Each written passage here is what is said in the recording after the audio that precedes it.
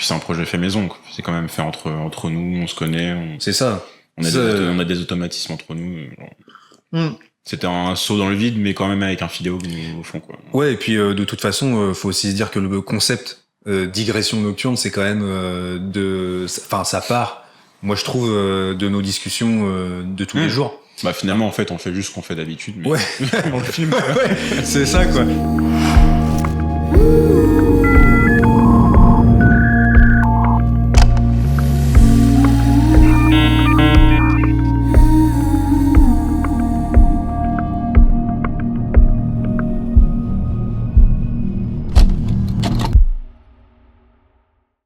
Mais non, mais au-delà de ça, je trouve que c'est quand même le concept en lui-même, il est marrant, quoi. Il y a quelque chose de détente un peu, quoi. On n'est pas de toute façon les podcasts sur le cinéma, la place elle est prise, quoi. Ouais, bien sûr. C'est saturé, il y a pas vraiment de moyens, je trouve, de s'immiscer là-dedans. Puis enfin, il y a pas de besoin. Moi, je vois pas trop quoi faire. J'ai pas les connaissances des mecs de capture, des mecs de réaliser son trucage. Je suis pas dans la presse, ce genre de truc. Bah, ce qu'on va apporter nous dans le paysage de contenu ciné, quoi, c'est pas de l'expertise finalement. Non. Ce que nous on va apporter, c'est plutôt l'authenticité, peut-être. Ouais. La personnalité, vraiment des personnages hauts en couleur, quoi. Ouais, je sais pas. Ouais, je sais pas si ça se trouve les gens vont nous trouver chiants comme la pluie et ils vont se dire putain. Mais quelle idée, quoi, de suivre ces mecs. Bah, déjà, le pilote, il commence par, l'invité est pas de gauche, quoi. Ouais, déjà, red flag. On est catalogué. Red flag. Ces mecs sont pas basés. Ouais. Ah oui, non, c'est clair. Red flag. Non, mais justement, enfin, que tu parles d'authenticité et tout. Toi, tout à l'heure, on en parlait avant l'enregistrement. On parlait des contenus muscu qu'on suivait sur YouTube et on parlait de la plus-value d'un mec comme Efkan Kurnaz, quoi. Et moi je trouve que c'est hyper intéressant ce qu'il fait parce que finalement nous c'est un peu ce qu'on peut faire aussi vis-à-vis du cinéma. C'est-à-dire que il a des connaissances non négligeables en muscu, c'est son taf. Ouais. Mais par contre, lui, son contenu, il l'axe sur quelque chose de beaucoup plus oui, puis d'humain. En fait, quoi, il est pas vraiment, il est pas là que pour un partage de connaissances, quoi. Il est là pour un partage, j'allais dire existentiel. Tu sais, il y a quand même un truc où t'as l'impression, enfin, je sais pas s'il en a déjà parlé publiquement ou pas, mais où il fait presque sa psychanalyse, quoi, en même temps qu'il s'enregistre et qui se publie. Et ça, je trouve que c'est vachement bien, parce qu'en fait, il est dans quelque chose de très spontané, quoi. Et nous, je pense que c'est un peu le... Bah, parce qu'on est dans des disciplines qui se partagent, en fait, entre humains, quoi. Oui, c'est ça, ouais, carrément. C'est des communautés, voilà, qui évoluent. Ah, mais là, il est dans le cadre, là. Là, ouais, bah oui, il est peut-être dans le cadre, ouais. Pour la partie mignonne du podcast, peut-être qu'on va passer finalement. Bah déjà, dans le premier ou deuxième numéro, on le voit. Ouais, il nous avait sauté dessus. Ouais. Donc... C'est un peu la mascotte. Ouais, voilà, c'est la mascotte, ouais. Mais du coup... Légitimité. La légitimité. Non, donc ce soir, on est là pour parler d'un sujet... On pourra bien digresser dessus, je pense. Ouais, carrément. Donc, comme on l'a dit dans le premier épisode, on est plutôt fan de ciné, quoi. Ouais. Mais est-ce qu'on est des experts en cinéma? Non. On désamorce tout de suite. Générique. Est-ce qu'on est des experts? Non. Désabonnez-vous. Vous pouvez couper le podcast maintenant. Là, ça n'a plus aucun intérêt si vous êtes venu pour écouter des gens qui savent de quoi ils parlent. Non. Si vous voulez être inspiré à prendre des choses, bah non, c'est pas là. Non, mais expert, tu vois, on va mettre les pieds dans le plat tout de suite. Mettons-les. Non, expert, je pense pas. Déjà, bon, là, on va faire un peu notre Pascal. Qu'est-ce que c'est une mascotte? Il nous a, tu vois, il nous a sponsorisé nos débuts. C'est quoi un expert? Ouais, c'est ça. C'est comment, à partir de quel moment tu te définis expert? Ça revient un peu au débat qu'on avait, tu sais, sur la cinéphilie et sur qu'est-ce qui fait de toi un artiste, réalisateur, vraiment quelqu'un qui a une patte et tout. Un auteur, du coup. Ouais, voilà. Ça revient à ce truc de, les cases, voilà, c'est des choses qui sont faites pour sortir, quoi, pour sortir des cases et du cadre. Mais, ouais, un expert, faut être reconnu par ses pairs, quoi, tu vois, ça, pour revenir un peu à ça. Hein. Je pense que c'est quand même, je sais pas, je trouve ça toujours un petit peu, un petit peu présomptueux, tu vois. T'arrives, tu dis bon bah je suis expert. S'auto-proclamer, oui. Ouais, mais encore une fois, bon, c'est le débat reste ouvert parce que d'un côté, selon ce que t'as accompli, tu vois, si t'as fait vraiment, je sais pas combien de papiers sur un sujet, si t'es un thésard, tu vois, si je sais pas, voilà, si tu fais de la recherche, si t'es docteur bon bah évidemment. Donc en fait, ça s'apparenterait aux mêmes critères que la recherche scientifique, quoi, finalement.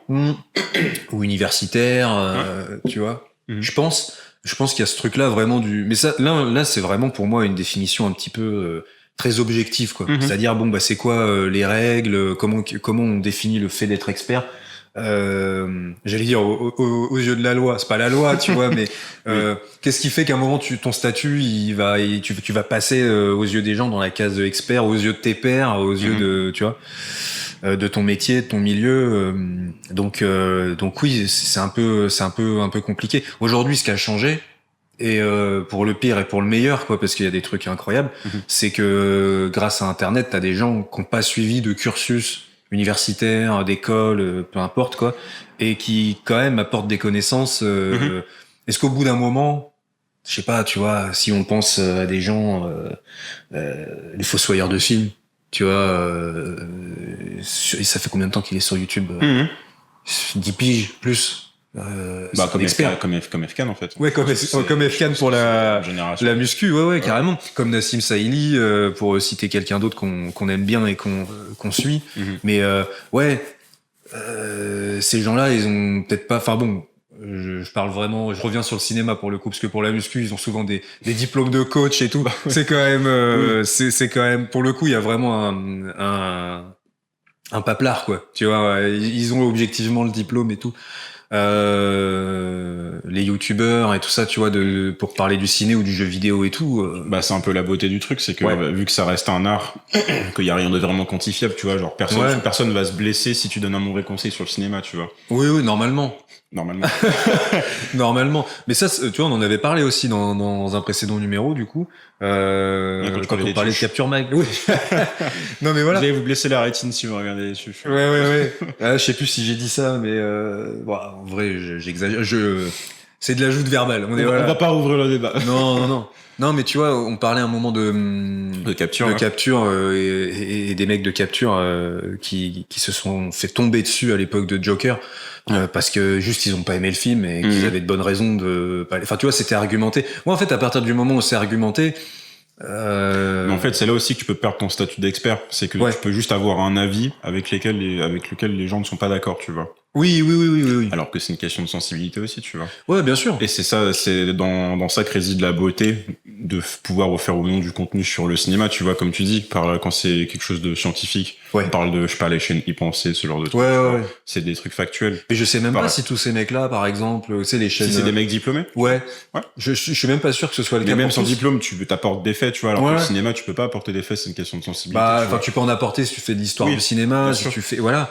Mais, et même de l'analyse, hein, quand même. Tu vois, il y a une partie objective, tu vois, on va pas se mentir. La composition d'un plan, tu vois, il y a des, en plus, le cinéma, c'est quand même très lié à la technologie.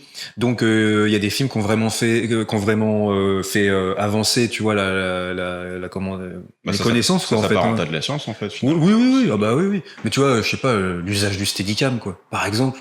C'est un truc, c'est un bon technologique. Donc c'est vrai que si tu fais un peu d'histoire du cinéma ou d'analyse filmique et que à un moment donné cette question du Steadicam elle intervient, bon c'est factuel. C'est vrai que là tu peux pas vraiment le discuter, je trouve. Non, je te parle plus en termes de critique. On peut même élargir ça à la critique genre artistique de manière générale. Ah bah oui. On peut même étendre à l'art contemporain. Là, pour le coup, je pense que c'est l'un des secteurs qui est le plus sujet à l'interprétation, tu vois. Ouais, mais parce que, alors moi, on y connaît. Disclaimer, voilà, on connaît rien du tout. Là, on n'est vraiment pas expert du tout. Non, on n'est pas expert. J'ai rencontré des gens qui étaient à fond là-dedans. C'était leur taf. J'ai rencontré même des critiques d'art contemporain. Tu vois, ça m'est arrivé de tomber sur des gens comme ça. J'ai toujours essayé de quand même chercher à comprendre, à savoir. Et moi c'est vrai que je sais plus. Donc il y avait une personne qui m'avait dit de ce milieu-là qu'en gros c'était pour elle c'était un peu la seule forme d'art qui réfléchit à son propre média. Tu vois. Ouais, genre Je sais pas si c'est une définition. Qui a un vrai côté méta, en fait, finalement. Ouais, je pense, oui, ouais, c'est ça, ouais, complètement. C'est, ouais, clairement la définition de méta, quoi. Ouais. Mais, parce qu'en fait, vu que c'est, par définition récent, ça a beaucoup plus de recul. Ouais. Sur l'histoire de l'art. Et puis t'as pas de limite dans les formes, je pense. Ouais. Tu vois, il y a ce truc où à un moment donné. Il y a ce côté fort qui peut te dématérialiser aussi, finalement, tu vois. Ouais, bien sûr. En fait, tu es très libre dans le format que tu choisis. Le côté éphémère. Tu vois, par exemple, il y a ça aussi. Il y a plein d'artistes contemporains qui sont dans l'éphémère. Alors que c'est vrai que dans les arts, on va dire dits classiques, t'as quand même un peu cette recherche, de pérennité, de marquer l'histoire, en fait, finalement. Ouais, alors t'en as, ça va être de rester, de traverser les âges. En tout cas, de traverser les âges d'une manière ou d'une autre. T'en as, c'est pas tellement un truc mégalo pour que ce soit leur nom, mais des fois, c'est juste ils ont envie de faire un film qui traverse les âges, il y a pas ce côté antiquaire dans l'art contemporain, finalement, tu vois. Ouais, c'est ça. Dans l'art contemporain, il y a un truc où à un moment donné, tu peux complètement déborder de la forme. J'ai l'impression, quoi, tu vois. Après, encore une fois, on digresse vraiment sur un truc qu'on connaît pas, mais c'est pas grave. C'est le principe de l'émission aussi. On est des toutologues, de toute façon. Ouais, voilà. On donne notre avis sur des trucs. C'est clair. On va nous accuser d'être des toutologues. Ça, c'est vrai. C'est clair, putain. Bon, on est des francs-tireurs, finalement. Ouais, voilà. C'est pas une revue dégueulasse, ça? C'est une revue de Raphaël Enthoven, Caroline Forest, tout ça, Revue dégueulasse. En tout cas, bon. Voilà, c'est pas notre, voilà, vous avez compris, on est à gauche, mais pas que dans le cadre. Voilà.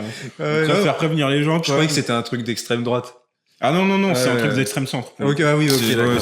Est-ce que un artiste c'est quelqu'un qui a galéré et tout? Moi, je dis pas forcément ça. Non. Forcément quelqu'un, je pense qu'il y a une frustration à un moment donné. Tu vois, pour moi, ce qui va définir un artiste, c'est beaucoup la vision déformante que lui il a du monde, quoi. Et à un moment donné, et qu'il espère délivrer et partager, je pense, avec des gens. Tu fais ça pour toucher un public. Je crois que c'est Pascal qui disait ça. On a évoqué ça, que c'est un côté cathartique, en fait. Ouais, il y a ça, clairement. Se délivrer d'un poids, finalement, tu vois. Ouais. J'avais dû sortir cette phrase, soit en off, soit pendant la vidéo, mais genre, un artiste qui va mal, généralement, ça fait des bonnes œuvres, et ceux qui sont heureux, on se fait chier, quoi. C'est un peu un cliché, hein. Je sais pas si ça se vérifie à chaque fois, mais en tout cas, c'est sûr qu'à un moment donné, je pense que tu ressens un décalage. C'est pour ça que t'as envie de t'exprimer d'une manière ou d'une autre. De toute façon, plus le mal-être est profond, plus ton œuvre aura du relief. Oui, clairement.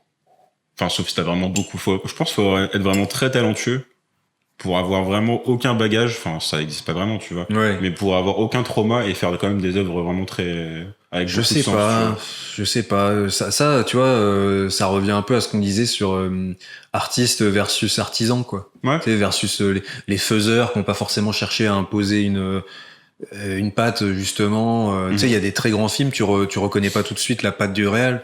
Il y a des réals, tu vois, on parle souvent de Michael Mann, toi et moi. Mann, a fortiori, tu vois, depuis Hit, et l'usage petit à petit de plus en plus assumé du numérique. C'est vrai qu'en 2-3 plans, tu sais que t'es chez lui, quoi. Sergio Leone, tu sais tout de suite que t'es dans un film de Sergio Leone. Ça, voilà. Tarantino, je trouve que tu le ressens rapidement. Enfin voilà, on pourrait citer des exemples. John Woo, voilà. Mais t'as quand même, je sais pas, t'as des Sidney Lumet, t'as des gens où tu vois, c'est quand même plus difficile. Classique, du final. Ouais, ils sont plus peut-être dans un rapport académique, tu vois.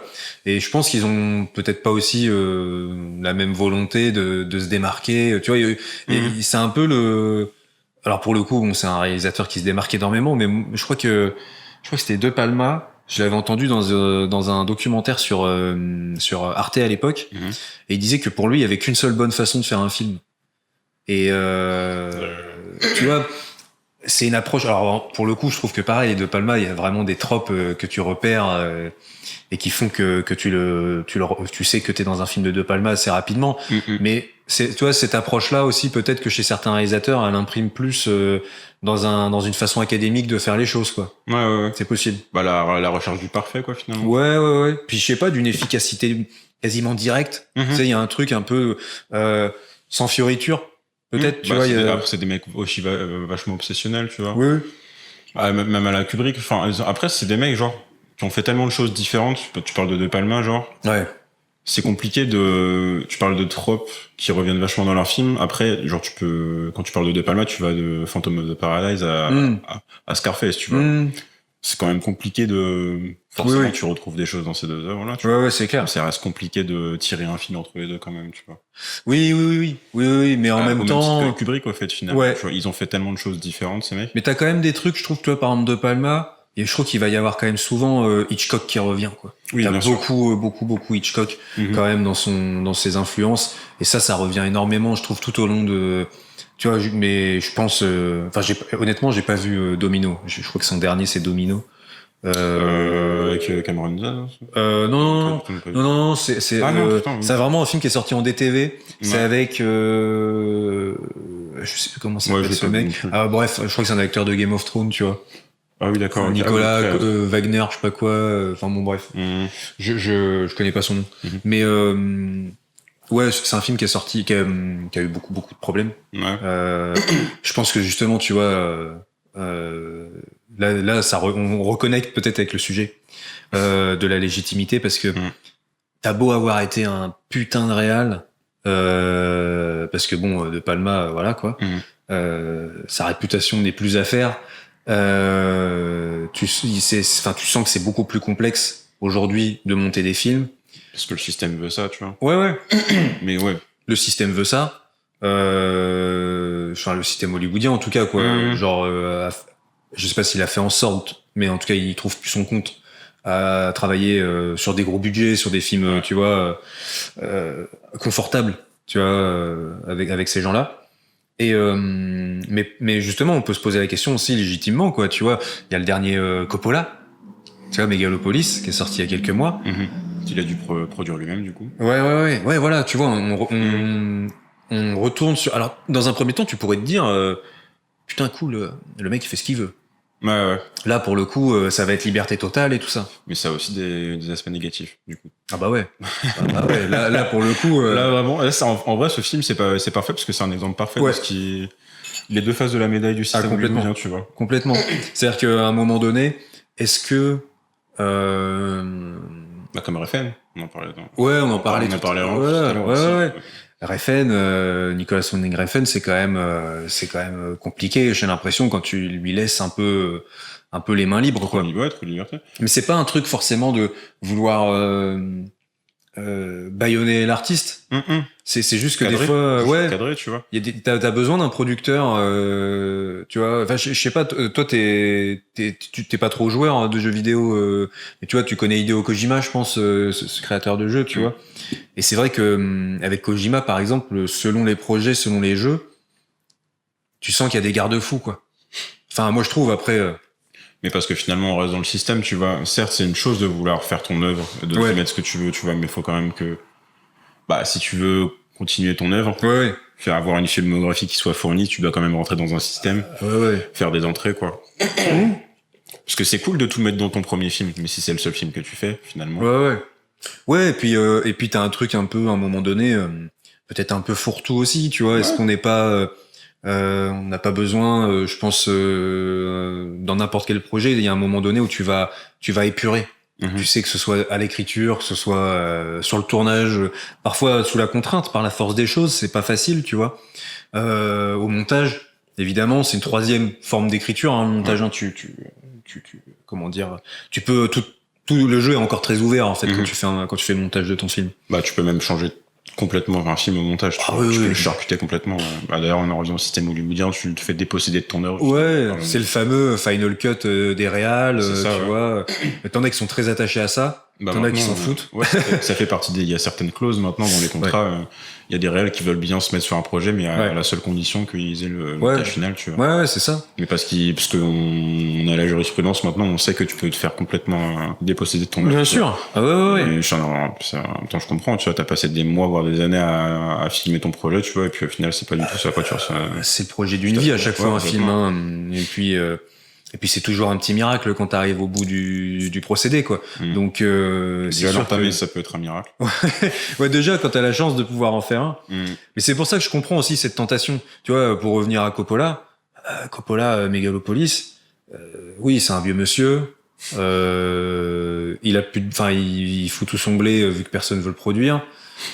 Je pense que il y a ce truc. Alors là, c'est pas du tout le syndrome du premier film, quoi. Tu vois, c'est plutôt l'inverse. C'est l'endroit. Mais ce qui est marrant, c'est que tu pourrais presque le relier des fois au syndrome du premier film, où t'as des gens qui veulent vraiment tout mettre, tous les thèmes qui les intéressent, tous les motifs, tous les trucs qui les traversent finalement dans un seul film. Ça pourra devenir un peu le cas ce sera le syndrome du prochain film, parce que finalement, tu vois que même des mastodontes, des monuments du cinéma, comme Michael Mann, on en parlait. Maintenant, pour sortir un film, ils en chient, ils sont obligés de passer par les plateformes, tu vois. Alors, c'est des mecs qui ont fait leurs armes, ils ont plus rien à prouver normalement, tu vois. Et c'est peut-être le contre-coup, tu vois, tu disais genre, versus Yes Man. En Yes Man, tu sais que tu pourras le manipuler comme tu veux. Oui. Tu prends un mec comme Man, tu sais que il a son histoire qui parle pour lui, il a son tempérament. Tu sais que tu pourras pas le manipuler. Donc, en fait, t'as tout intérêt à ne pas l'aider à faire son film, tu vois. Oui. Forcément. Ouais, il y a ce truc-là, et je pense que tu sais, il y a deux façons, j'ai l'impression, de gérer ta carrière. Là, on parle vraiment du ciné américain, mais t'as quand même un peu ça en France. Je pense qu'on pourrait citer des gens comme Florent Emilio Siri, tu vois, par exemple, Nick Cape, tout ça, qui a fait aussi des films à l'étranger. Il a fait Otage avec Bruce Willis. Bon, Florent Emilio Siri, je sais pas, tu vois, ça se trouve. Il s'est exprimé là-dessus, et ce que je vais dire, c'est complètement faux. Mais tu sens qu'il fait des comédies aussi de temps en temps, tu vois, pour pouvoir, je pense, rester dans le circuit. Il joue avec le système aussi. Voilà, et derrière, tu sais, donc tu donnes en tant que yes man, artisan, voilà. Et bon, après, t'essaies de revenir un petit peu avec un projet qui est plus perso, quoi. Et c'est vrai que Man, par exemple, il verse pas du tout là-dedans. Tu sens que ça l'intéresse pas du tout de faire une commande. Enfin, il en a fait des commandes. Je crois que par exemple Collatéral, c'est pas écrit par lui, je crois. Mais en tout cas, bon, enfin, il en a déjà fait des commandes. Par contre, il impose énormément de choses. Il modifie énormément la chose. Enfin, tu vois, il y a cette fameuse. Il a fait une pub pour Mercedes avec Benicio del Toro. Il y a peut-être 20 ans, qui s'appelle Lucky Star. Et c'est un court métrage, le truc. Enfin, tu vois, je veux dire, tu sais, tu sens que le gars, on est peut-être venu le voir pour faire la pub avec un projet très balisé, tu vois. Et lui, il a dit non, par contre, vous me laissez gérer, tu vois. Si vous venez me chercher moi, quel intérêt pour que je fasse juste. Oui. Genre, si vous voulez juste un exécutant, prenez un mec qui vous coûtera 5 balles. Oui, voilà, c'est ça. Alors finalement. Non, mais c'est ça. Donc du coup, il y a ce truc-là. Il y a des gens qui arrivent plus ou moins bien. Moi, je suis pas un fan de Guy Ritchie, mais tu sens qu'il fonctionne comme ça. Il avait fait Aladdin, je crois, un truc comme ça, tu sais, en live pour Disney. Il me semble, ou Le Roi Lion, ou je sais plus quoi. Donc, je crois que c'est Aladdin. Il a fait les Sherlock Holmes aussi. Du coup. Voilà, mais ça, à la limite, je pense que là-dessus, il s'éclate un peu. Ouais, bien sûr. Ouais, c'est pas des films. C'est pas honteux, hein. Franchement, ça. Mais par contre, bon, voilà. Après, derrière, il revient avec un gentleman, un truc comme ça, et tu sens que là-dessus, il est plus épanoui, je pense. On va pas se mentir. Ouais. C'est même comme à l'époque. On va reprendre l'exemple de Carpenter, mais je pense qu'on va le prendre assez souvent. Oui. Je crois qu'on c'est une base. On l'aime bien chez Digression. Ouais. Je crois que c'était après The Thing, du coup, l'échec de The Thing, en 82, qu'il avait signé un contrat sur 3 films, il me semble. Ouais. C'est possible. Ouais, mais d'ailleurs, je crois qu'on va reparler de The Thing un jour. C'est possible. Il y a moyen. Ouais, il y a pas peu de chance. Je crois que c'est un film pas trop dégueu. Ouais. Je crois que ça passe. Enfin, ça passe. Mais bref, je crois que c'était Christine, c'était une commande. Ah ouais. Je sais plus quel film il voulait faire absolument. Parce que je crois, après The Thing, du coup, il y a eu Christine en 83, après Starman et après Jack Burton. Ouais. Et je sais plus lequel il voulait faire absolument, ou alors c'était avec Prince des Ténèbres, je sais plus. Et je me demande si Jack Burton, c'est vraiment pas enfin, c'est un truc que je crois qu'il lui tenait à cœur. Ouais, je pense que ça se voit de toute façon. Tu vois, il me semble, hein. Mais, enfin, genre, des mecs comme Carpenter, tu vois, enfin, qui avait quand même eu un bon début de carrière, tu vois, il avait quand même, avec Halloween et New York 97, il avait quand même bien explosé, tu vois. Ouais, non, c'est clair. Là, puis pour le coup, tu vois, c'est marrant, on revient aussi un peu à ce truc de Yes Man, mais Carpenter, il a aussi un peu ménagé, tu vois, le milieu, parce que il a fait un téléfilm sur Elvis. Ouais, c'est vrai, ça. Avec Kurt Russell. Avec Kurt Russell. Ouais, carrément. Et tu vois, ça, pareil, enfin, je pense que ça lui plaisait de le faire, hein. Mais par contre, voilà, je pense que c'est peut-être pas, c'est pas son univers, je pense, à la base, quoi, tu vois. Et c'est intéressant quand même de se dire qu'il est passé par là, lui aussi, assez tôt dans sa carrière, quoi. Tous, ouais. Les plus grands, finalement, tu vois. Mais encore une fois, il y a ce truc comment tu t'arranges avec cette situation. Ouais. Spielberg, un téléfilm, Duel. Tu vois, ça, c'est typiquement l'exemple du truc qui dépasse son cadre. Complètement. Après, ça sort au ciné, ça devient un film culte. Ça devient un classique, finalement, tu vois. Ouais, carrément. Donc ça, c'est hyper intéressant de voir ce type de carrière aussi. Mais Carpenter, les déboires avec les studios. Et tu vois, aujourd'hui, on en parlait la dernière fois, la légitimité de Carpenter, c'est vrai qu'elle est, elle est actée, quoi, tu vois. Elle est plus approuvée. Elle est plus approuvée, mais c'est vrai que pendant un temps, c'était du truc, série B, tout ça. Ça a pris du temps avant qu'il ait cette légitimité, qu'il soit reconnu par ses pairs, pour le coup. Ses pairs, je sais pas, mais plus par le public, en tout cas. Il y a une anecdote, sur ses pairs, justement, parce que il en avait parlé, je crois, une fois, où en fait, il était à une soirée, avec Joe Dante et Cronenberg. Ouais, c'était une émission. T'as raison. Il y avait eu une émission à une soirée. Et en off, en gros, Cronenberg l'a complètement snobé. C'était bonjour, au revoir, et voilà quoi. Bon, tu vois, moi, Cronenberg, génie, génial, s'il en est. Mais encore une fois, fin de carrière un peu plus compliqué quand même. On va pas se mentir, quoi. Mais enfin, ça dépend pour qui. Ça dépend pour qui. Là, on revient sur une question de légitimité, les festivals, lui, c'est devenu un réal de festival, quoi. Typiquement, mettre ça de côté. Ouais. Voilà, ça, c'est un thème qu'on c'est que des fils de Tchekhov ici. Ouais, c'est clair. C'est clair. Je te jure. Mais du coup, si même les réals ont besoin de questionner leur légitimité, qu'en est-il de nous? Oui, alors voilà, ça vient de revenir. Simple mortel. Tu vois, c'est ça le problème avec les digressions, c'est qu'après, pour reconnecter on y arrive toujours. Heureusement que je suis un Full cycle again. Putain. Mais bon, oui, le statut. Parce que nous, expert. on l'a évoqué, on n'est pas des experts, tu vois. Non. Mais du coup, la question, vu qu'on n'est pas des experts, de se sentir légitime de faire tout ceci, aujourd'hui, maintenant, de se mettre à nu, quelque part, tu vois, elle se pose aussi, tu vois. Ouais.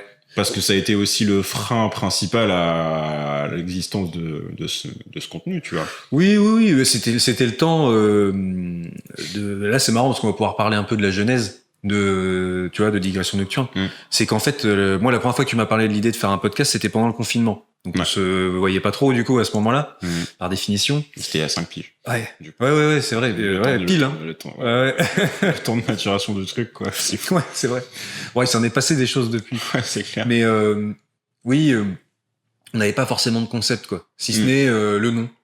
On avait le titre. Toi, t'avais, de toute façon, toi, pour les titres, tout ce qui est titre, voilà. Talent, expertise, pas. Par contre, pour les mots, ça y va. Faut que tu bosses dans la pub. Faut que tu fasses comme Ardisson. Les slogans. L'exemple. Oh là là, vache, merci. Ouais, celui-là, il est dur. Mais oui, on n'avait pas forcément de concept. On n'avait pas forcément de cadre aussi, faut dire les choses, tu vois, pour s'enregistrer dans un décor qui est pas trop mal, qui nous ressemble aussi un petit peu, et qu'on peut dégainer rapidement. Parce qu'il y a aussi beaucoup cette question. C'est vrai que comme on vit dans des villes différentes, c'est autoproduit. Ouais, voilà, c'est autoproduit. On a des occupations différentes, tu vois, des obligations différentes, pardon, liées au taf. Donc c'est quand même compliqué de se caler un moment. Il y avait ça, mais c'est vrai que la base du truc, c'est quand même le concept, quoi. Et de base, c'était censé être un truc axé sur la socio et la politique, quoi. De base. Oui, parce que à l'époque, je sais pas si c'est le confinement qui voulait ça, mais oui, on parlait. Nous, on suit l'actualité de près, quoi, on va dire. On est un peu politisé. Voilà, on est un peu politisé. Tu sais, c'est des goûts, quoi. Il y a des gens qui aiment ça, il y a des gens qui aiment pas la politique, l'international et tout. Qui s'intéressent pas, qui trouvent ça trop complexe. Voilà. En fait, tu vois. Nous, on kiffe un petit peu ça, voilà. Et il se trouve en plus qu'on est un peu politisé. Bon, mais ça, c'est pareil, tu vois. Est-ce qu'on était expert? On peut pas vraiment le dire. Non. Le ciné, moi, j'ai fait des études de ciné. Tu vois, je travaille dans l'audiovisuel, tout ça, donc. Mais expert, je trouve que c'est autre chose. Tu vois, moi, je fais des choses. Après, est-ce que je suis forcément la meilleure personne pour partager des connaissances, tu vois. Enfin voilà, entre guillemets, connaître tout sur tout, sur le sujet du cinéma par exemple, je suis pas sûr. Donc ça dépend où tu places ton curseur. Est-ce que t'es obligé de détenir un certain savoir pour dire ce que tu penses, tu vois? Et puis le peu de connaissances qu'on a, tu vois, parce qu'on en a quand même quelques-unes, tu vois, c'est comme en politique, tu vois, on n'est pas des experts, mais on s'y connaît quand même un peu plus on va dire la moyenne, quoi. La moyenne, on va dire ça comme ça, même si ça. Au doigt mouillé, hein. Ouais. En vrai, on n'en sait rien, mais oui. Voilà, quoi.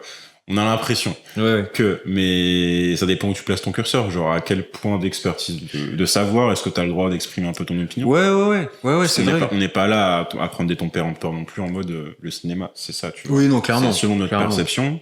Oui. Ça ressemble plus ou moins à être ça. Ouais, j'espère qu'on vexe personne, tu vois. Voilà. Bon, mais tu vois, ça revient à ce truc aussi de des réactions en ligne. Voilà, on vexera sans doute des gens sans le faire exprès, alors que voilà, c'est pas notre but. Mais moi, ce qui m'a fait dire que le concept, ce serait sympa que ce soit vraiment de la digression pour le coup et que on puisse partir du ciné pour évoquer tout ce qui nous passe par la tête au cours de notre analyse, c'est tout simplement parce qu'en fait, je me suis dit, quand on discute, quand on va voir un film tous les deux ou avec toute la bande, quoi, avec toute la team, et qu'on sort et qu'après on va manger un morceau pour en discuter, boire des bières. Ouais. La correction. Ouais. J'ai l'impression que dans ces moments-là, en fait, on passe un peu par tous les sujets qui, tu vois, et finalement, il y a quand même de la richesse qui s'en dégage, tu vois. Ouais, c'est de l'interconnexion, quoi. J'ai l'impression qu'à un moment donné, tout est lié. Mais oui, mais en vrai, genre, on s'interalimente, tu vois. Genre, il y a beaucoup de choses qui sortent des réflexions. Ouais. On comprend pas mal de choses via ces échanges, tu vois. Bien sûr. Et c'est de là que naît le partage et c'est aussi à ça que sert le partage, tu vois. Oui, carrément. Et du coup, c'est vrai que on s'est dit à un moment donné, autant faire profiter les gens. Voilà, autant partir là-dessus. Il y a peut-être des gens qui vont se reconnaître un petit peu dans notre façon de procéder. Il y a peut-être des gens qui ont presque, envie de faire partie de, tu vois, du crew. Tu vois ce que je veux dire, d'être à la table. Tu vois, moi j'adore les podcasts où tu dis putain ouais, je kifferais être avec ces mecs-là à discuter là en ce moment, tu vois. Donc ouais, j'espère qu'il y a un peu de ça. Après, on verra comment c'est reçu. Je veux dire, je pense que tout le monde. Enfin, finalement, c'est un concept assez. Nous, on n'est que deux. On a parfois un invité. On en aura peut-être plus parfois. Voilà. Mais après tout, c'est un concept. J'ai l'impression que beaucoup d'émissions partagent aussi, quoi. Je veux dire, bon, on n'est pas spécialement fan de TPMP, tu vois, mais je pense que eux, en fait, leur but, c'est vraiment le côté team et le fait que les gens, en fait, ils puissent avoir cette impression, tu sais, de regarder un truc en famille. Un sentiment d'appartenance, ouais. Ouais. Bon. De créer une commune. Ouais, bon. C'est pourri. C'est pas. c'est pourri pour plein de raisons. Voilà. Mais par contre, je pense qu'à la base, et si, mine de rien, si ça résonne et que ça plaît à beaucoup de gens, je pense qu'il y a aussi, ce sentiment-là, il y est pour beaucoup. Ouais, complètement. Et ça, alors bon, ça exploite aussi peut-être la solitude des gens, leur comment dire, je sais pas, le manque de choix peut-être qu'on t'offre aussi à la télé, hein, tu vois. Donc eux, ils vont dans ce créneau-là et ils versent là-dedans pour s'accaparer ce truc-là de venez comme vous êtes et tu vois. Écoutez notre tablé, tu vois, tranquillement. Mais bon, je pense que t'as plein de contenus en fait qui ont cette ambition-là d'une certaine façon, quoi. Ouais, carrément. L'avantage aussi de notre format à nous, c'est que comme tu dis, on part du ciné pour parler de plein de choses. Et en fait, finalement, quand on se retrouve avec l'équipe pour parler du film qu'on vient de voir ou juste qu'on se capte, ouais. Voilà. En fait, on finit par parler de nous. Tu vois, oui. Parce que, on parle d'expertise, on peut parler d'analyse technique, d'analyse filmique de films, tu vois, genre. Les effets spéciaux. Enfin, c'est des trucs qui m'intéressent aussi, tu vois. Oui, bien sûr. Tu vois. Mais finalement, ça reste de l'expression artistique, tu vois. Et normalement, le principe du truc, c'est de transmettre une émotion, tu vois. Et de comparer un peu ce qu'on a ressenti au fait à la vue de cette œuvre.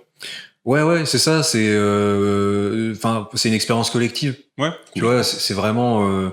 Alors il y a pas que le cinéma, hein, évidemment, tu vois, c'est un truc. Le cinéma est particulier parce que t'as ce truc de la salle, donc c'est de fait quoi. L'organisation du truc fait que c'est une expérience collective.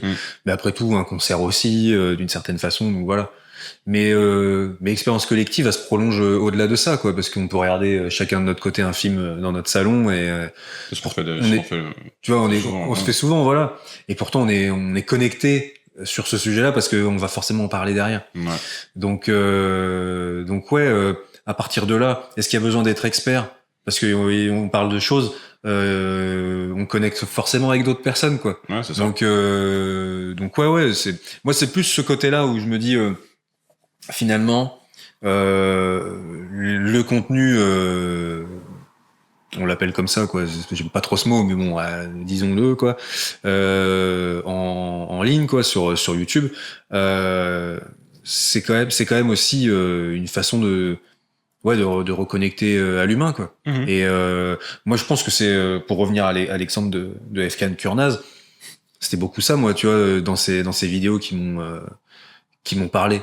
Bah finalement, genre il a un contenu, il parle de sa passion, tu vois. Ouais. Et ce qu'il y a en plus, c'est sa volonté de partager sa vibe, tu vois, sa personnalité, tu vois. C'est un mec sans filtre, un peu comme ce qu'on est en train de foutre, tu vois. Genre, ouais, de ouf. On est là pour causer, enfin limite, il y aurait pas de cam, on parlerait tout pas. Ouais, c'est ça. C'est ça, ouais, enfin, j'ai l'impression que pour nous, c'est pas compliqué d'oublier les cams parce que, au final, voilà, on se parle comme on fait. Juste, on bouge peut-être un peu moins pour rester dans le cadre. Tu vois. Mais, parce que c'est vrai que normalement, je rigole plus fort, moi, j'aime bien bouger, on va se resservir, des bières. Ouais. C'est de l'eau, c'est toujours de l'eau. Ouais. Non, mais oui. Et ce truc-là, j'ai l'impression que c'est hyper important, quoi. Mais c'est ce que tu disais tout à l'heure, on parlait des auteurs et ce qu'ils foutaient dans leurs œuvres. Quelque part, c'est une psychanalyse, mais ça l'est aussi pour nous, tu vois. Ça s'étend. Enfin, de toute façon, s'ils partagent leurs œuvres, c'est quelque part pour que ça ait un écho. Mais tu vois, c'est marrant que tu dises ça. C'est Jean-Baptiste Toré qui dit ça souvent, quoi. Il disait... Je l'ai cité souvent, lui aussi. Ouais. C'est une base. Donc, JB Toré, il a dit une fois ou deux ça, que en gros écrire sur le cinéma c'était déjà faire du cinéma, quoi, pour lui. Ça, tu vois, c'est un truc qui est vachement parlant aussi, quoi, tu vois, de l'expert qui est lié aussi vraiment au domaine dont il parle et aux gens qui le font, tu vois, le cinéma, quoi. Donc ça, je trouve que c'est hyper intéressant. Pour le coup, lui, c'est un vrai expert. Là, y a pas de... Ah, t'es en train de dire que là, le fait que nous, on parle de cinéma, c'est pas faire du cinéma, déjà? Mais peut-être. Bah, déjà, bon... Bah, tu vois, regardez comment c'est léché. Il y a des cams, il y a des cams. Bon, voilà, c'est du petit matos, on fait ça. Position de plan. Mais bon, t'es obligé d'obéir à certaines règles. Ouais, complètement. Bah, c'est marrant parce qu'on va pouvoir recouper sur un autre truc, parce que JB Toré aussi. Tiens, ouais, tu vois. Et du coup, pour recouper avec ce que tu disais. J'étais pas prêt, ouais. Et ouais, non, du coup, bah, pour recouper avec aussi un peu un aspect du sujet, JB Toré aussi a aussi dit que, bon, on n'était pas obligé de s'intéresser à toute forme de cinéma, mais que quand même, si on pouvait un petit peu explorer ses goûts. Ouais. Se sensibiliser à plusieurs formes de cinéma, voire plusieurs genres. Pas se cantonner à un genre pour... Oui. Parce que ça rejoint aussi le sujet de l'expertise. Est-ce qu'il faut forcément avoir vu un peu de tous les cinémas pour s'y connaître, tu vois. Ça revient au principe de tautologie. Ouais, complètement. Dont on parlait tout à l'heure. Mais ça, c'est Julien Dupuis, pour le coup, quand on a parlé une fois, je sais plus sur quel film. Il y a pas longtemps. Hein. Peut-être sur Anora. Où il disait qu'en fait, bon... Justement, tu vois, ça répond. C'est pas du cinéma qui connaît bien, qui le touche, tu vois. Ouais. Je dis Son No Man Land aussi. À l'époque, il avait Son No Man Land. C'est pas quelque chose qui l'intéresse, tu vois. Bah, ouais, c'est ça. Après, pour le coup, bon, il y a des spécialités, quoi. Tu vois, je sais pas, c'est comme en médecine, t'as des mecs qui font dentistes, t'as des mecs qui sont chirurgiens. Mais ils ont quand même une base, tu vois, un tronc commun. Est-ce qu'il y a un tronc commun cinématographique, finalement, tu vois? Parce que moi, c'est vrai que je me pose vachement cette question pour... Genre, si la question principale qui était l'obstacle à ce poste, c'était que moi je me sentais pas légitime, tu vois. Ah ouais. Mais parce que genre je suis quand même arrivé tard dans la cinéphilie. j'ai quand même pas mal de lacunes, tu vois, et je fais vachement d'efforts pour me rattraper des classiques, tu vois. Typiquement cette semaine, je me suis farci des Truffaut, des Godard, tu vois, pour essayer de rattraper mon retard entre guillemets. Tu vois, typiquement, moi c'est ce que je t'avais dit, Nouvelle Vague, Truffaut, Godard, bon. C'est pas trop ta tasse de thé. Ouais, bah, j'en ai vu, tu vois, évidemment, puis en plus avec la fac et tout, j'avais pas trop le choix. Mais moi c'est pas mon délire. Mais pourtant, il y a du cinéma dedans, tu vois. Ah bah oui. Ah ouais, ça me viendrait pas à l'esprit de déconseiller à quelqu'un, si tu veux, par exemple, de s'y intéresser, quoi. Mais par contre, c'est vrai que, ouais, je vais pas mentir, c'est pas, mais bon, j'allais dire, c'est vraiment pas ma tasse de thé. Mais parce que c'est quelque chose qui te touche pas? Ouais, ça me touche pas, je suis pas, je suis peut-être pas, je suis pas sensible à ça, quoi. Je suis pas sensible à ça, mais après, faut se méfier de ce genre de truc, parce que, après, tu peux tomber dedans à tout moment, quoi. Ouais, complètement. Tu sais, des fois, je sais pas, tu vois, par exemple, mon chanteur français préféré, c'est Christophe. Tu vois, qui est décédé il y a quelques années, pendant le Covid, je crois. Tu vois, donc, paix à son âme. Ouais, voilà. Et, Petit Prince parti trop tôt. Ouais.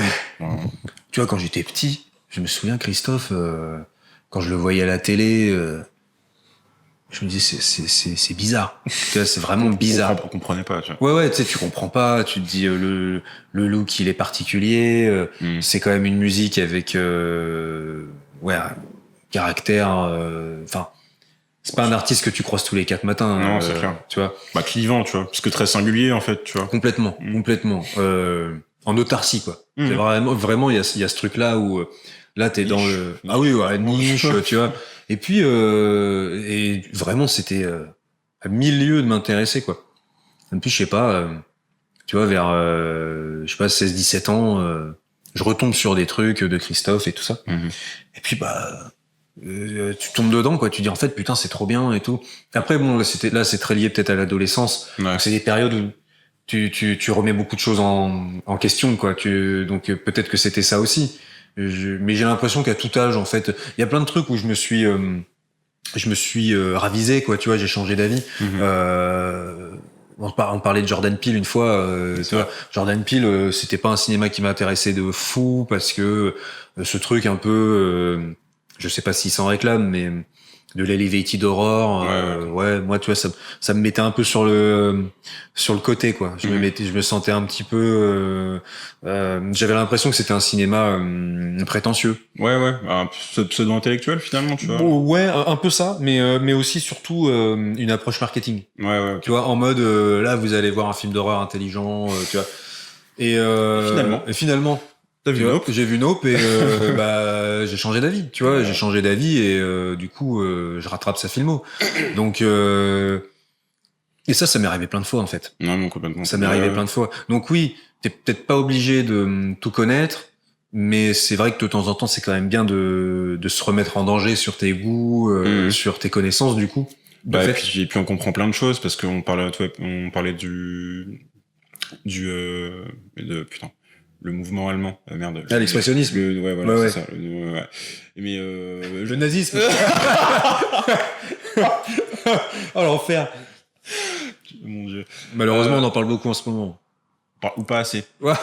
On est un peu dans le déni. Oui, voilà, on est un peu dans le déni. C'est-à-dire que même des saluts, on se pose encore la question, tu vois. Bien dit, malheureusement. Enfin bref. Ouais, mais l'expressionnisme, Non, c'était, j'avais vu Nosferatu il y a pas si longtemps. Et on en avait parlé, que c'est du cinéma muet en noir et blanc, tu vois, et genre c'est vertigineux, genre il y a déjà tout dedans, tu vois. Ouais. Genre, enfin tous les films qu'on regarde aujourd'hui, tu peux tirer un fil entre les deux et tu vois complètement. Genre ça a infusé dans tout. Déjà le ciné allemand de cette époque-là, ce mouvement, tu vois, de l'expressionnisme, a énormément influencé le savoir-faire après à Hollywood, quoi. Non, complètement. Donc même dans les thèmes. déjà, enfin, tu vois, c'est les céréales là, Murnau, Fritz Lang, ils sont tous partis, quoi. Donc ils ont aussi, je pense, amené un bagage, tu vois. Mais dans tous les cas, les techniciens américains, si je pense, se seraient intéressés et saisis des techniques de l'expressionnisme allemand, quoi. C'est clair. Et c'est du cinéma de studio, quoi. C'est vraiment du cinéma de studio comme on n'en avait jamais vu, quoi, à l'époque. Et c'est de l'avant-garde. C'est vraiment le cinéma des avant-gardes. Et Oui, ce qui est toujours un peu vertigineux avec ce cinéma-là, mais c'est comme quand tu regardes le cinéma japonais, hein, tu sais, les premiers Kurosawa et tout ça. Ouais, c'est fou ça. Tu sais, enfin, tu prends une claque, hein. Tu prends vraiment une claque quand t'es jeune cinéphile, par exemple, et que je sais pas, t'as vu les western spaghetti, par exemple. Bah, ça m'a fait ça avec Yojimbo, tu vois. Mais voilà. Et qu'après tu vois un Kurosawa, tu dis ok, il y a quand même, évidemment aujourd'hui, ça paraît con parce que l'affiliation tout le monde la connaît et tout ça. Mais quand tu le découvres et que tu le constates, c'est quand même autre chose. C'est quand même, c'est assez saisissant, quoi. Ah, c'est pour ça que c'est intéressant de quand même si de prime abord tu t'intéresses pas à certaines choses qui t'attirent pas, tu vois, d'essayer de s'y aventurer quand même. Oui. Typiquement, je vais reprendre un exemple qui me touche, moi. C'est qu'avant, genre, quand j'ai commencé dans la cinéphilie, quoi, je pouvais pas voir un film qui s'était filmé avant les années 2000. Tu vois. Ouais. Après, j'ai découvert le cinéma des années 80, je suis devenu un gros fétichiste de ça. Genre, il n'y a pas eu de demi-mesure, pour le coup. Ouais. Et c'est pour ça, genre, que je peux comprendre qu'il y ait des époques, des mouvements, des genres qui soient difficiles d'accès. Hein. Ouais. Mais, genre, je peux comprendre, mais je trouverais ça toujours un peu dommage, sans faire le mec prétentieux ou quoi, parce que je viens d'arriver aussi dans le truc non plus. Voilà. Oui, puis en fait, c'est ce que j'allais dire tout à l'heure quand tu parlais des lacunes. Faut pas mal le voir parce qu'en fait, c'est le travail de toute une vie. Ouais, de se mettre fin le travail. C'est même pas un travail, mais je veux dire, enfin. Mais ça se construit une cinéphilie. Ouais, ça se construit. C'est comme tout savoir en fait finalement, tu vois. Bien sûr. Il faut se remettre en question. Enfin. Bien sûr. Puis tu vas revoir un film que t'as déjà vu, tu vas le réévaluer finalement. C'est sans fin en fait. Tu vas errer. Ouais. Il y a des moments où tu vas te dire putain, je sais pas quoi me mater, il y a rien qui me parle en ce moment. Puis bon, bah tu vas tenter un truc qui est différent de ce que t'as l'habitude de voir, tu vas kiffer. Enfin, il y a tellement de choses en fait qu'à un moment, oui, je pense qu'il faut pas se forcer trop non plus. Moi, je me souviens qu'à la fac, il y avait beaucoup ce truc-là. Il y avait des collègues, quoi, étudiants, des camarades, qui étaient vraiment dans ce truc un peu de oh putain, le prof il a cité tel nom de film, tu sais, le mec il le note, il rentre chez lui, il mate tout. Bon, moi j'ai pas fait ça. Hein. Je l'ai fait un petit peu, mais j'ai pas fait ça, quoi. Parce que franchement, je trouvais que je sais pas. C'est une digestion aussi après un film. J'ai pu le faire et ça m'a dégoûté en fait. Ouais. Je suis pas sûr que ce soit un exercice. Déjà, c'est difficilement tenable. Ouais. Enfin, franchement, dans ta vie de tous les jours, tu vois, te mater 3-4 films tous les jours, des classiques et tout, faut quand même. Et puis le problème avec cette démarche-là, c'est que t'as tendance à tout intellectualiser finalement, tu vois. Ouais. Alors que c'est quand même un art du ressenti. Bah oui. Tu vois.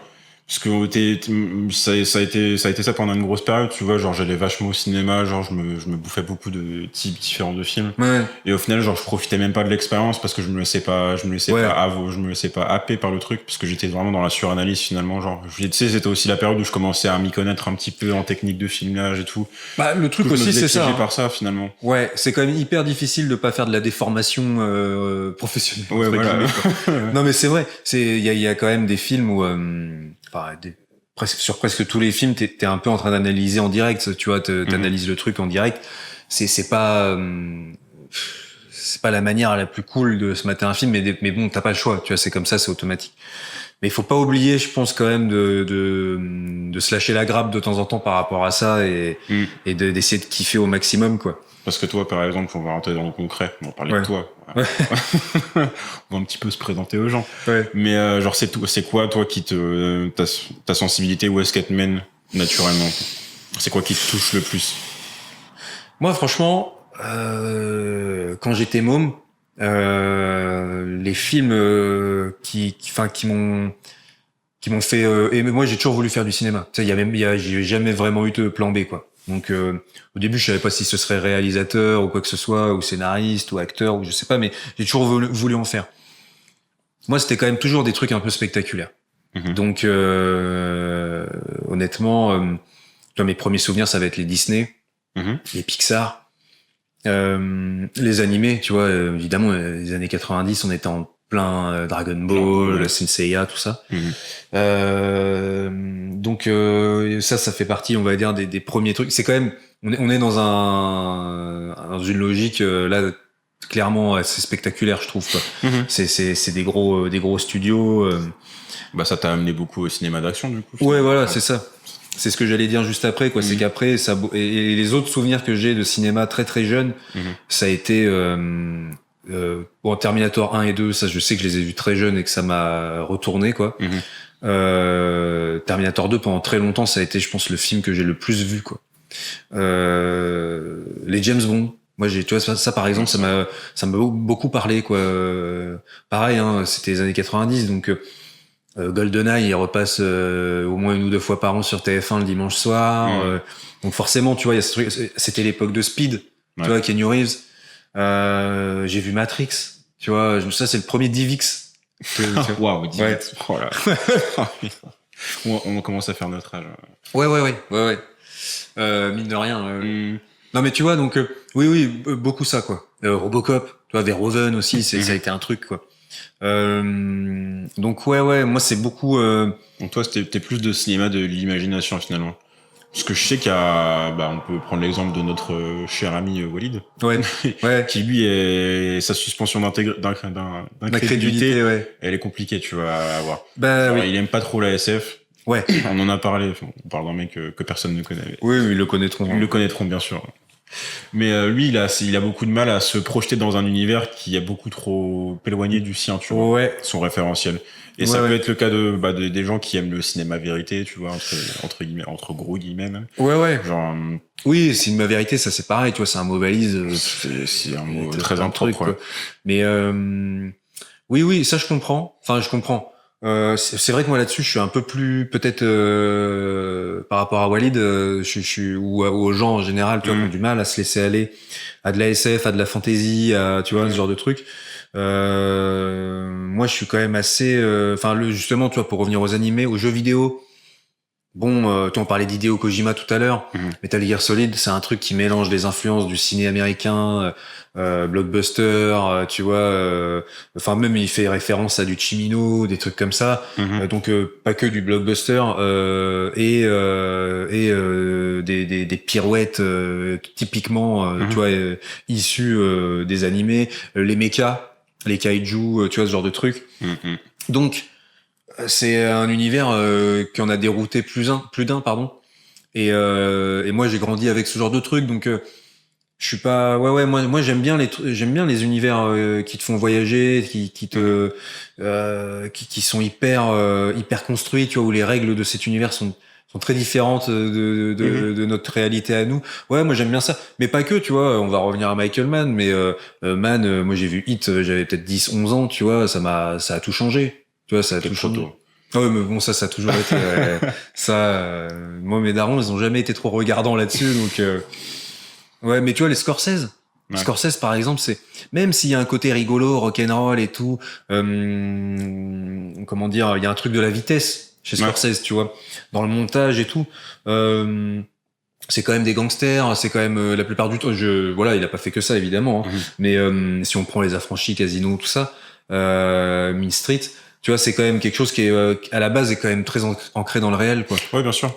Oui, parce que t'as deux écoles, en gros, tu sais, il y a plein de portes d'entrée au cinéma. Ouais. Tu peux prendre un cadre très réaliste et y mettre ta projection, ta vision de la vie, tu vois, ou alors prends un cadre vraiment très de la SF, typiquement, pour parler en fait de notre société, genre très concrètement.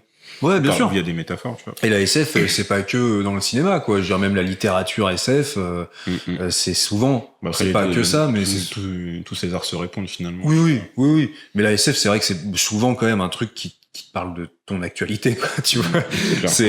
Ça peut se passer dans 100 000 ans, voilà. Je schématise, hein, mais. Il y aura aussi ce côté prévision, tu vois. Ouais, anticipation. Complètement. Bien sûr.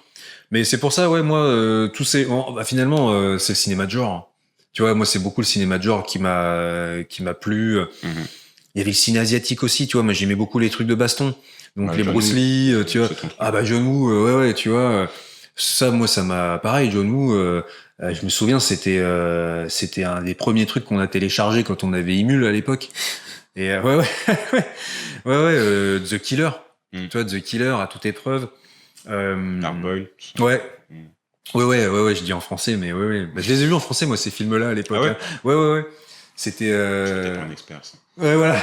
Après, avec le temps, je me suis corrigé, mais c'est aussi parce que tu les trouvais plus facilement comme ça. Ouais, c'est clair. Bah, maintenant, on a YG, tu vois. Ouais. Maintenant, on a l'Albanie. Mais oui. On a des VPN, quoi. Ouais, voilà. Peut-être qu'on sera sponsor un jour. Sibérios, ouais. Non, mais oui. C'est vrai que moi, c'est peut-être plus ça, tu vois, parce que toi, c'est quoi qui t'a... Moi, qui m'a mené au Cinoche, c'était plus le ciné d'auteur, je crois que j'en avais parlé. Ouais. Enfin, ce qui pourrait t'apparenter à du ciné d'auteur, quoi, finalement. C'est les trucs un peu péteux, tu sais.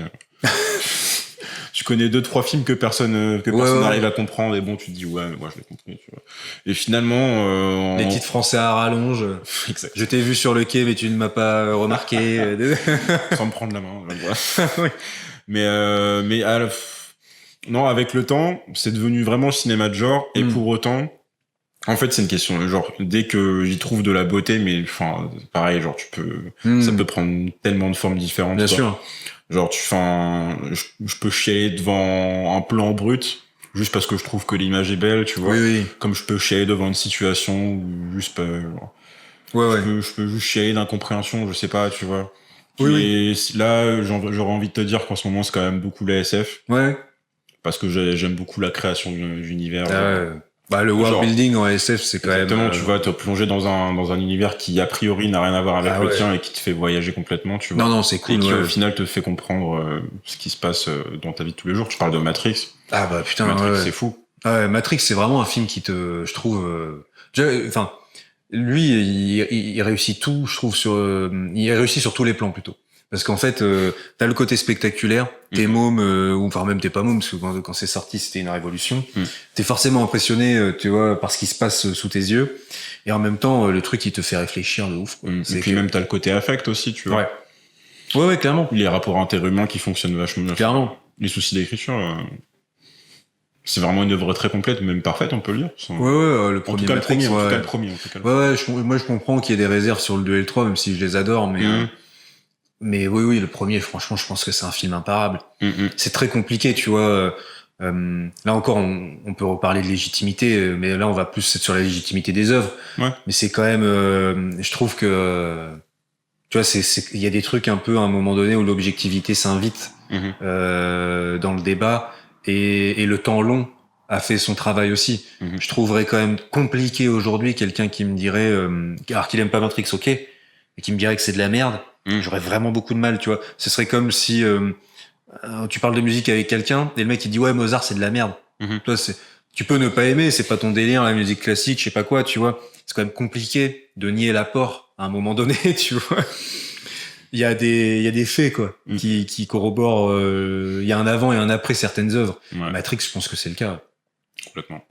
Mais pour revenir au sujet de la légitimité de s'exprimer à notre place, voilà, dans un podcast par exemple. C'est vrai que à partir du moment où tu ressens des choses et où d'autres gens les ressentent aussi sur certaines œuvres, je trouve que c'est bien d'avoir un espace de partage, quoi. En fait, c'est ça, un espace de partage. On n'est pas là forcément pour dire aux gens, comme on disait tout à l'heure, ce qu'ils doivent penser, ce qu'ils doivent aimer ou ne pas aimer, quoi. Non, c'est juste apporter une pierre de plus à l'édifice, en fait. Et puis aussi pour faire, en vrai, si on part de ce principe-là, tout le monde a la légitimité de parler, tu vois, parce que tout le monde ressent quelque chose face à une œuvre. Et moi, c'est ce que je pense réellement, tu vois. Genre, moi, ça me fait, j'ai souvent on parlait du côté cinéphile, mais c'est vrai que, en dehors du groupe, d'autres amis ont tendance à me cataloguer comme quelqu'un qui s'y connaît quand même pas mal en cinoche, et ils me disent ouais bon bah j'ai vu ce film, mais bon toi tu vas trouver que c'est pourri et tout, tu vois. Du coup on va pas trop en parler, mais non, grave pas. Et ça par exemple c'est horrible, tu vois, parce qu'en fait les gens ils pensent que t'as enfin d'après moi ils le vivent mal, ces gens-là, souvent parce que il y a un truc où il y a une injonction, quoi. En gros, les gens comme nous, ça revient un peu à ce qu'on disait sur la cinéphilie avec Pascal, hein. C'est qu'il y a ce truc où ouais, tu sais, les gens se disent, ah ouais, t'as pas vu ça, non mais tu vois, je trouve que effectivement c'est compliqué. En fait, les gens vont se sentir jugés. Ouais, alors que pas du tout, quoi. C'est juste, je pense aussi sincèrement, et ça c'est un travail que les gens ont à faire sur eux. Et voilà, c'est pas une injonction de ma part, hein, tu vois.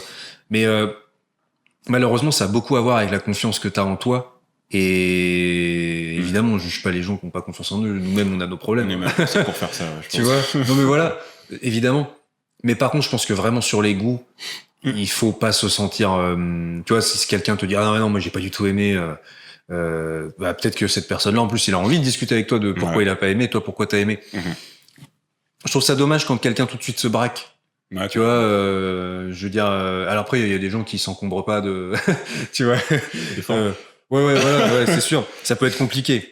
Je comprends que ça puisse être compliqué, mais moi j'ai jamais eu l'impression, par exemple, enfin j'espère quoi. Après je l'ai peut-être fait malgré moi, tu vois, et c'est horrible, mais en fait j'ai jamais voulu vexer quelqu'un quoi, tu vois, sur ses goûts ou quoi. Je pense qu'on n'a jamais été pédant avec qui que ce soit. Non, pas du tout. Et du coup, pour en revenir à ça, en vrai, genre, moi, limite, je trouve ça limite plus intéressant de recueillir l'avis de quelqu'un qui est pas cinéphile, qui du coup a pas les armes, pas les clés, pas les mots pour exprimer. Du coup, ce sera du ressenti brut. Cette personne va me dire vraiment, j'ai ressenti ça. Moi, je vais l'identifier à telle ou telle chose, parce que moi, j'aurais plus d'armes pour l'analyser, tu vois, entre guillemets. Ce sera vraiment du ressenti brut, et au final, c'est ce que transmet l'art, tu vois. Du coup, c'est méga intéressant. Bah, t'as ce truc-là, et justement, c'est marrant, tu vois, si on parle de vécu, moi j'ai eu des discussions beaucoup plus intéressantes et même parfois pour le coup vraiment pointues avec des gens tu vois qui avaient aucune prétention de connaissance de quoi que ce soit de nos milieux à nous, tu vois, de milieux populaires on va dire, que à Paris avec des gens tu vois qui ont une éducation on va dire plus portée sur les arts en général, sur le cinéma en particulier, qui vont voir des films dans les ciné art et essai, tu vois, en VO et tout, qui cochent toutes les cases, tu vois, du mec ou de la meuf curieuse en ciné. Et des fois, je me suis fait vraiment chier, tu vois, à discuter avec ces gens-là, quoi. Ça peut arriver. Parce que la discussion est cadrée, en fait, et puis sur leur position, et donc en fait, il y a aucune place à la digression, tu vois, finalement, parce qu'en fait, ils ont déjà leur avis. Ouais, non, mais complètement. Et si tu dévies un peu du leur, le tien, il aura plus vraiment de valeur, tu vois. C'est le sketch de Mister V. Tu vois, je sais pas si tu l'as vu, ce truc avec les titres de films et tout. Tu vois, truc vachement marrant. Et mais c'est un peu ça, quoi. C'est que des fois aussi, tu te retrouves dans des discussions avec des gens qui effectivement ont beaucoup de connaissances, mais tu vois, qu'est-ce qu'ils l'étalent, quoi. Tu vois, et au final, est-ce que tu parles vraiment de ressenti? Est-ce que tu parles vraiment tu vides un peu le truc de sa substance finalement. Ouais, parce que en fait ça enlève la dimension d'échange. Ouais. Tu vois. Donc c'est même plus un truc qui se partage. C'est plus du je vais te montrer que je sais. Oui. Mais toi finalement ton point de vue il m'intéressera pas tellement. Mais du coup oui, c'est beaucoup ça. Ça enlève beaucoup l'intérêt de l'art et de l'échange sur l'art, quoi. Oui, c'est au final, moi ça m'est, enfin j'ai souvent ressenti ça, ce truc de camper sur ses positions, quoi. Et je sais pas, je trouve que c'est dommage parce qu'en fait, tu vois, on parlait de quel genre de film, qu'est-ce qui nous a attiré en premier dans le cinéma. On vient tous de trucs différents, tu vois. On est tous venus à s'intéresser à ça pour des films qui sont différents les uns des autres. Et c'est intéressant de savoir pourquoi toi t'as ressenti ça, pourquoi moi j'ai ressenti autre chose devant tel ou tel film. Enfin, c'est la base de cet échange, quoi. Donc je trouve ça un petit peu dommage, quoi, des fois je sais pas, c'est peut-être une surcharge d'informations aussi, hein. Tu vois, à force de trop connaître de trucs, d'avoir vu tellement de films, d'avoir lu tellement de critiques, tu peux aussi te faire influencer, tu vois. J'ai l'impression on parlait de ça aussi la dernière fois, tu vois, les cahiers, les Inrock et tout, t'as des gens qui se Télérama, qui se réfèrent que à ça, quoi. Ça me rappelle un peu, tu sais, dans les ça existe encore, je crois, j'allais dire ça existe plus, mais tu sais qu'on appelle ça les programmes télé, genre Télé 7 jours, Téléstar et tout, avec tu sais ils mettaient des notes, genre c'était 3T, je sais pas quoi et tout, et t'avais beaucoup de gens qui se fiaient à ça. Oh, ça doit être un bon film, il y a deux, tu vois. Ou même moi, genre j'ai déjà été pris à ce piège-là, genre je venais de voir un film. Et ensuite on a plus ou moins des créateurs de contenu ou des critiques favoris, tu vois. Et genre il y avait des films qui me laissaient un peu circonspect, tu vois, et j'allais en gros aller me faire faire mon avis en allant écouter ces critiques, et ça allait vachement conditionner ces critiques-là, tu vois. Et maintenant c'est un truc genre je me suis interdit d'écouter les critiques avant d'aller voir le film, tu vois. Bon, c'est un côté logique, quoi. Mais parce que ça biaise forcément ta réception du film. Je le fais aussi ça maintenant, j'arrête d'écouter parce que déjà Des fois, tu peux te faire spoiler. Ouais. Bon, c'est pas. Alors moi, selon les films, je m'en fous un peu des fois d'être spoilé. Mais oui, bon, parce que c'est pas l'intérêt du truc. Ouais. Mais c'est vrai que j'ai pas trop envie d'être influencé avant, quoi. Mais moi, à tel point que maintenant, genre déjà, je regarde aucune bande-annonce et je regarde même plus les synopsis. Okay, après, je passe peut-être à côté d'œuvres, mais finalement, après, c'est aussi, je suis vachement clé dans mes trucs, c'est que j'ai mes réals. Oui. J'ai mes genres, j'ai mes acteurs. On a nos chapelles, ouais, c'est ça, exactement, tu vois. Mais ouais, ça peut, non, j'essaie quand même de m'aventurer, mais c'est vrai que je vais quand même voir pas mal, beaucoup les mêmes choses, quoi. Mais après, on vient quand même de grandes villes, on vient de Paris, Bordeaux, on a quand même la chance d'avoir, oui, déjà, il y a ce truc-là aussi, tu vois, d'avoir beaucoup de propositions, beaucoup d'œuvres et on n'est pas en manque à ce niveau-là. Ça aussi, je pense que c'est des trucs, tu vois, les abonnements, par exemple, aux salles et tout. C'est quelque chose qui peut te permettre d'aller voir autre chose que ce que t'as l'habitude de voir. Et, mais ça, c'est très très vrai dans les grandes villes, quoi. C'est quand même un peu moins le cas dans des villes moyennes. On est très inégaux face à ça, quoi, finalement, tu vois. Ça pourrait être un sujet pour un prochain numéro. Ça pourrait être un sujet. C'est vrai, hein. Tu vois, de parler, de parler de l'accès à la culture, finalement. Tout ça. Ouais, la réception de. Est-ce qu'il y a des différentes réalités de la réception de telle ou telle œuvre selon là où tu viens, tu vois. Ouais, ce serait hyper intéressant. Carrément. On trouvera des invités pour parler de ça, quoi. Je pense que des provinciaux. Le terme des gueux. Le terme est horrible. Ah ouais, c'est terrible. C'est terrible. Mais on n'est pas pédant et on n'est pas condescendant du tout. Voilà. Mais oui, ça peut être un sujet, ça. On trouvera des gens pour parler de ça avec nous, pour le coup. Bon. Je pense qu'on a fait le tour. On a fait le tour de la question. Du coup, le message de fin, c'est même si vous vous sentez pas expert, vous avez le droit de donner votre avis. Ouais, n'hésitez pas. Et puis on adorerait échanger avec vous. Carrément. N'hésitez pas à nous faire des. Je regarde la cave. N'hésitez pas à nous faire des retours. Franchement, nous on serait ravis de pouvoir échanger un petit peu avec vous, que ce soit en commentaire ou on verra. On n'en est pas à faire des meet-up, hein. Troisième épisode. Ouais, bon, c'est le meet-up minable. T'imagines le meet-up minable.